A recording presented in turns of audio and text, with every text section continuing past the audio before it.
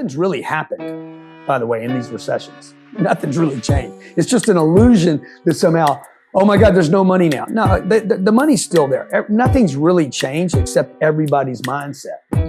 Everybody still has to eat. They still have to wear clothes. They still have to travel. They still want to have sex and procreate and have fun and go to the movies. And everybody wants to do the same stuff. You still got 8 billion people on the planet growing every day.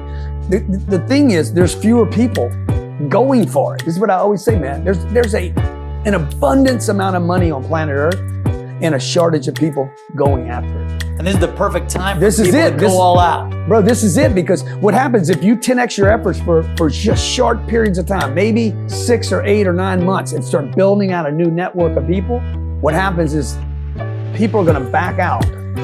And you're gonna look up and you're gonna be like, there's only 3 or 4 of us on the field. Like there's only gonna be a handful of people playing the game. Everybody else is just, oh, I'm grateful.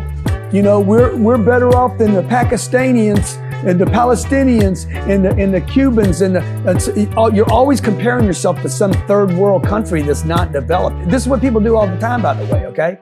There's some village in Africa where, you know, they don't have running water. I hear this story all the time. These people, you ever been to Africa? Glad we have food. You know, you don't even know what you're talking about. You're comparing, you could always find somebody worse off to compare yourself to. When what you should be doing instead looking up is setting an example for all the people that are below you or side of you that are suffering, and say, no, man, we should be expanding and have prosperity in all times, especially in tough times. Attention is senior to mechanics. And I was like, that was a game changer for me. I'm like, man, I need to keep, for me, that means like, my understanding of that concept is the intention, where I want to get, not am I a good person or not. The intent, what the goal or target is, needs to be 80% of my energy. So I'm going to get to 5 billion. Now, the next thing I'm going to do, I'm not going to take a piece of paper out. I might take a piece of paper out, figure out how many deals I need to do, but that's where it becomes problematic, because I'm like, okay, if my average deal size is 50 million and I need to get to 50 billion, I need 1,000 deals.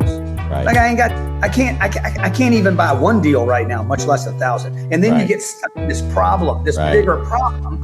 And then you're like, there's no way. And you give up on your goal and your intention now. And then you start cutting everything. That's why if you've ever heard me say, never reduce the target, that's what I was talking about. Don't reduce the target, increase the activity to the point to where your goals, in my case, my goals should be so big that it gives me new questions to ask. And the new question would be, who do I need to meet to do a $50 billion deal? Right. Well, the buddies that I have right now on Clubhouse, Jonathan, Jerry, Glenn, David Spizak, Brian Benstock, they can't help me, dude. Right. Those people cannot help me get to 50 billion. They can be buddies. Sure.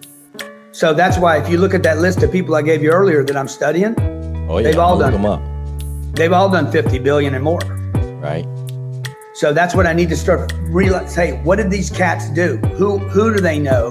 What do they? Now I'll just tell you another thing that's crazy, because I just found this out. I was talking to some Wall Street guys, and I'm like, dude, I hate these Wall Street people. And I said, I'm just not accepted there. I'm not like them. And the guy looked at me and says, bro, it's because you're talking to the wrong people. He didn't say bro, by the way, but he says, it's because Grant, you're not talking to the top of the food chain. The top of the food chain is exactly like you. That's interesting. They would never judge you. They would never criticize you. They would only admire you. They would want to pick up the bill with you. They would think they were with a brother. He says, it's everybody they hired below him that is threatened by you.